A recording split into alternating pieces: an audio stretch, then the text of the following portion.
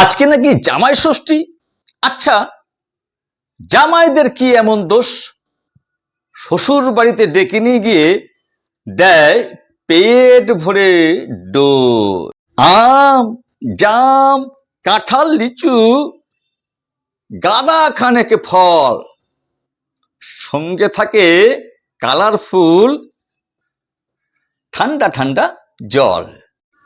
কাতলা মাছ, গলদা চিংড়ি, ইলিশ ভাপাও থাকে, খাসির মাংস, চিকেন কষা। এরা কি বাত সাজে? পোলাও ভাত বিরিয়ানি বাদ যায় না কিছুই। পোলাও ভাত বিরিয়ানি বাদ যায় না কিছু। চলতে থাকে একই পাতে এদের পিছু পিছু। দই মিষ্টি বাদ যায় না, সেও উপকারী। দই মিষ্টি বাদ যায় না, সেও উপকারী। না হলে যে মান থাকবে না, এটাও দরকারি।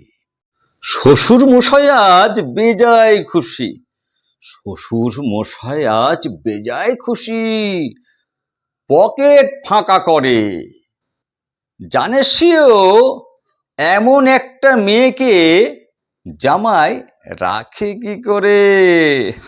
জামাই রাখে কি করে?